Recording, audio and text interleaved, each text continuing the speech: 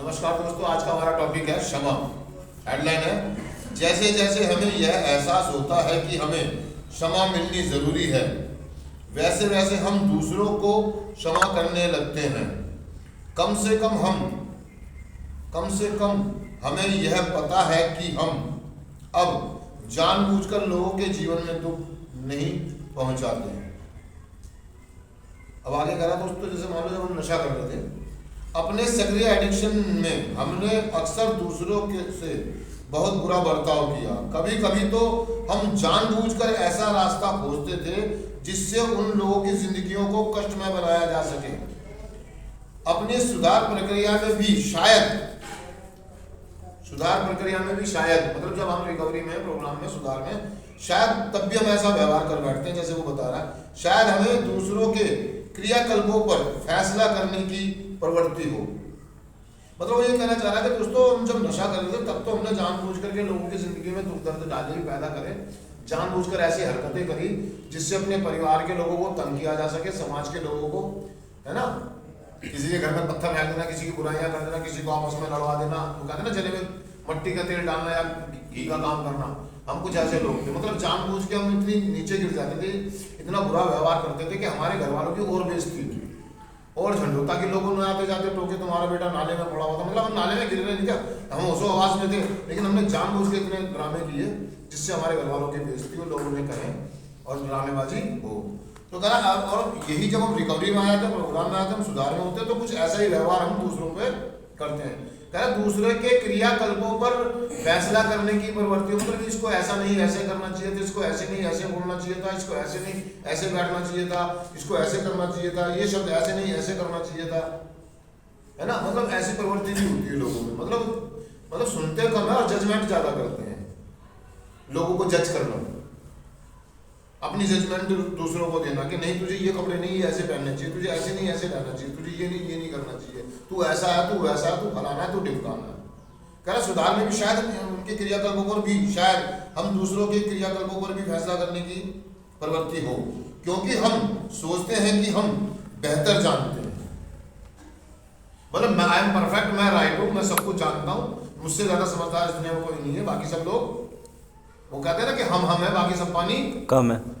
Dialogue है ना, तुम लोग डायलॉग मारते कि बस मैं ही जो कुछ हूँ, बाकी सब बेवकूफ है। मतलब एडिट की प्रॉब्लम या हमारी बीमारी हमें ये कहती है कि मैं सबसे जाना, मैं चतुर, मैं चालाक, मैं समझदार, बाकी सब बेवकूफ। मेरे घर वाले भी, ये कार्यक्रम वाले भी, है ना, जो हमारे मतलब सब बेवकूफ है। अपनी बात को घुमा फिरा के बताना, डाइवर्ट करना, डिनाइल करना, है ना, वो होता नहीं, करते नहीं आप लोग, वो वाली चीजें बता रहा हूँ। कह हम अपने आप को सबसे बढ़िया समझते हैं, प्रवृत्ति हो, क्योंकि हम सोचते हैं कि हम सबसे बेहतर है, बेहतर यानी सबसे बेहतर जानते हैं कि उस व्यक्ति को कैसा व्यवहार करना चाहिए, मतलब उस आदमी को किस तरीके से रहना चाहिए, क्या खाना चाहिए, क्या पीना चाहिए, क्या करना चाहिए, मतलब वो ऐसा होता है हमारे अंदर, व्यवहार करना चाहिए। लेकिन जो हम सुधरते चले जाते हैं, है ना, जैसे जैसे हम सुधरते चले जाते हैं, हमारी आध्यात्मिक जागृतियां होती हैं, हम प्रोग्राम करते हैं, हम स्वीकार करते हैं, जब हम पहला कदम करना शुरू करते हैं और डेडिकेशन से करते हैं, एक्शन में करते हैं, तब हमें पता लगता है कि हमें चीजों को, हालातों को और व्यक्तियों को भी स्वीकार करना है, और उनके साथ जैसे वो हैं उनके एटीट्यूड के साथ भी उनको स्वीकार करना होगा, उनकी व्यक्तित्व को लेकर के। तो कह सुधरते चले जाते हैं, क्यों, तो हम अक्सर पाते हैं कि हमें खुद को स्वीकार करने के लिए अपने आसपास के लोगों को भी स्वीकार करना चाहिए। मतलब मुझे अगर सही में, मैं जब कार्यक्रम में आता हूँ तो मैं देखता हूँ ये ऐसा है, ये वैसा है, इसकी शक्ल ऐसी है, ये इतना अमीर है, ये इतना गरीब है, ये अनपढ़ है, ये है, मतलब बहुत सारी होती ना वो कह रहा है। अगर हम कदम करते हैं ना, पहला कदम करते तो हम अपनी एडिक्शन को स्वीकार करते करते हम आसपास के लोगों को, आसपास के व्यक्तियों को भी स्वीकार करना शुरू कर देते हैं। पर हम जब आते तो मैं तो अपने घर में बेड पे सोता था, मेरा तो पंखा था, मेरा एसी था, ये कैसा आदमी है, इसके साथ नहीं सोऊंगा मैं, इसके साथ खाऊंगा नहीं। आप में से देखा कि उनका बड़ी बचत है, मतलब I am different, I am perfect, मतलब मैं सबसे वो सोचता कि ये सब बेकार है, ये सब मैं बढ़िया हूँ। मैं कहता यार ये चीजें नहीं करनी है। अगर आप ऐसा करते हैं तो आप आत्म प्रेम के लायक नहीं है। अगर आप अपने से दूसरों को नीचा, छोटा, गरीब और बेवकूफ समझते हैं तो आप आत्म प्रेम के लायक नहीं।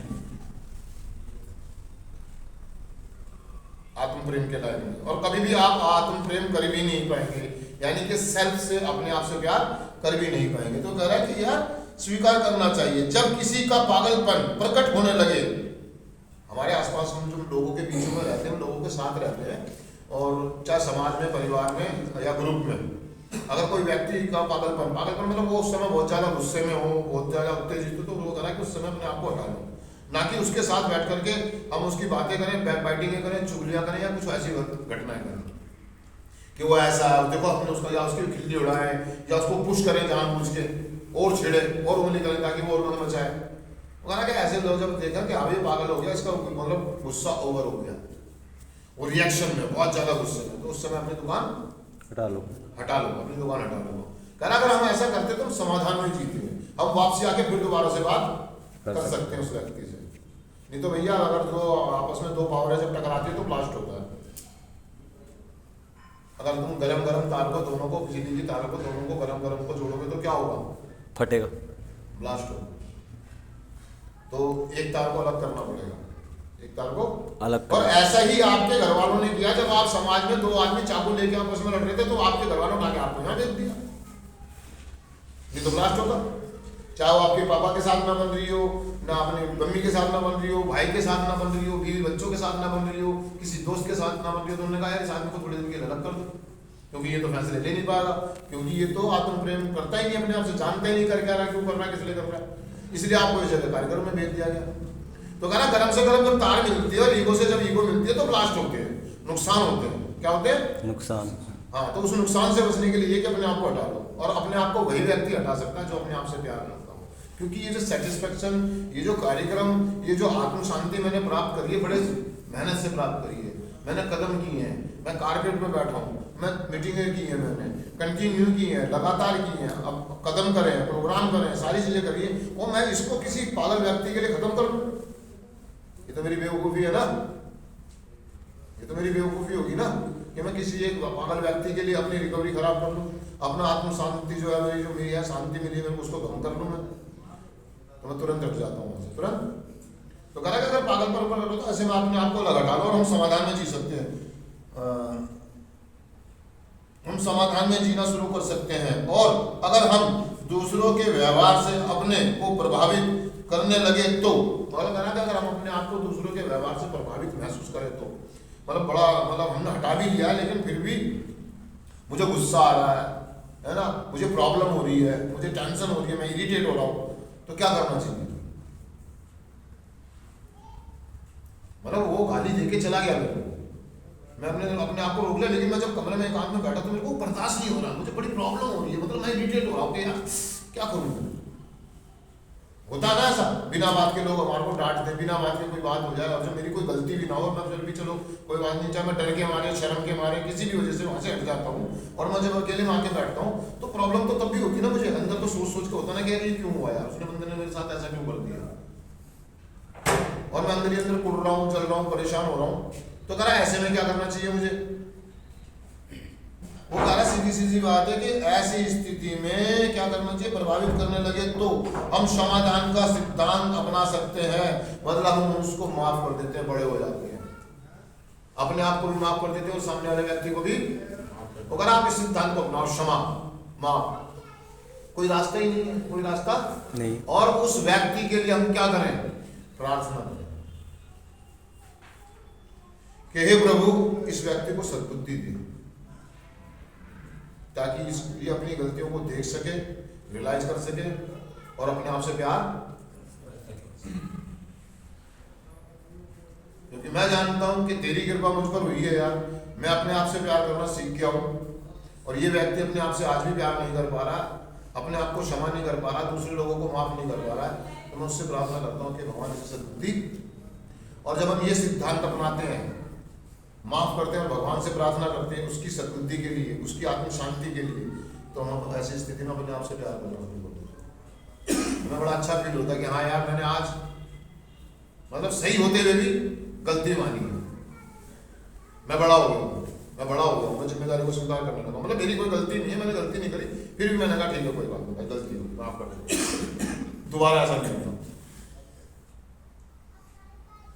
जब ऐसा हम करने लगते हैं और इस सिद्धांत को जब अपनी जिंदगी में अपनाने लगते हैं, बार बार अपनाते हैं, कंटिन्यू अपनाते हैं और लगातार अपनाते हैं,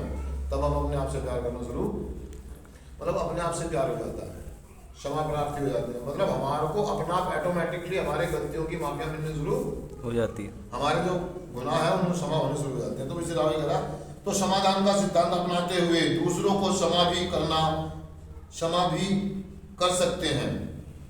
मतलब ये सिद्धांत अपनाओ, दूसरों की बड़ी बड़ी गलतियों को माफ करना सीखो। तो कहते हैं जाति में देख लूंगा, बहुत सारे लोग यहाँ पर कहते हैं मैं अपना मकान अलग कर लूंगा, मैं अपना हिस्सा ले लूंगा, कोई कहता है मैं तलाक दे दूंगा, है ना, कोई कहता मैं सब कुछ बर्बाद कर दूंगा, कहता मैं ये कर, मतलब भाई माफ कब करोगे दूसरों को। और जो आदमी इस तरह की फिल्म में जी रहा है, वो चाहे कितने अच्छे कपड़े पहन ले, कितना ही पैसा हो उसके पास, कितना ही कुछ क्यों ना हो, सोने के जेवर पहन ले, हीरा पहन ले, करोड़ों की गाड़ी में घूम ले, लेकिन चेहरे पे फटकार, चेहरे पे फटकार। और जब आदमी अपने आप से प्यार करने लगता है तो उसके चेहरे पे अलग ही नूर नजर आता है, अलग ही निखार, अलग ही नजर आएगा, वो तेज नजर आएगा, रौनक नजर आएगी, उसकी वाइब्रेशन पॉजिटिव हो जाएगी, लोग उससे इंटरेक्ट होंगे, उससे बात करने की कोशिश करेंगे, उसके पास जाने की कोशिश करेंगे, उसके पास बैठना पसंद करेंगे। जो आदमी अपने आप से प्यार करता होगा, जो अपने सेटिस्फैक्शन, संतुष्ट रहता होगा, खुश रहता होगा, अपने आप को स्वीकार कर लेता है, उस आदमी के चेहरे की रौनक अलग ही दिखाई देती है। और जो लोग अपने आप से प्यार नहीं करते, उनके चेहरे कैसे रहते हैं, बुझे बुझे से, उदास उदास से, मुरझाए हुए से, जैसे भाई का। देखिए ये देखो, अब देखना जरा आईने में अपनी शक्ल देखना, क्या आप अपने आप से प्यार करते हो। देखो ज्यादा खाओगे, जबरदस्ती खाओगे, चुरा चुरा के खाओगे तो चेहरा तो भूल जाएगा, ऐसी कोई बड़ी बात नहीं है। इधर से भी आ जाओ, उधर से भी खाए जाओगे तो खाओगे तो उसका कुछ तो असर, लेकिन वो दमक नहीं होगी मेरी जान, ध्यान रखना, वो वाइब्रेशन नहीं आएगी, वाइब्रेशन नेगेटिव आएगी। हराम का खा लो, चुरा के खा लो, मांग के खा लो, छीन के खा लो, झपट के खा लो, ऐसे खा लो, वैसे खा लो, और इसके कपड़े पहन ले, उसके कपड़े पहन ले, थोड़ा सा समाट तो लगोगे, थोड़ा सा समाट तो, लेकिन वो बात नहीं आएगी मेरी बात। अगर आपको सही में क्वालिटी चाहिए भाई साहब, तो लोगों को माफ करना छोड़, लोगों को जानबूझ के तंग मत करो, किसी की दूध की थैली चुरा के रख ली, चीनी गायब कर दिया, ये सब छोड़ दो, अपने आप निखार आएगा, अपने आप सीनियरिटी नजर आएगी कि आए नहीं लोग, चेहरे बोलते हैं यार, चेहरा बोलता है, चेहरा बोलता है। तो चिंतन पढ़ देता हूँ दोस्तों, सिर्फ आज के दिन मैं क्षमा करने की कोशिश करूंगा, क्योंकि ये मेरे बस की बात, मैं जल्दी से लोगों को माफ करना नहीं जानता हूँ, मैंने सीखा ही नहीं, मुझे पता नहीं करा, फिर भी मैं कोशिश करूंगा ना कि क्षमा पाने की, मैं कुछ इस तरह का व्यवहार करूंगा कि मैं अपने को आत्म प्रेम के लायक समझ सकूं। थैंक यू दोस्तों, शुक्रिया।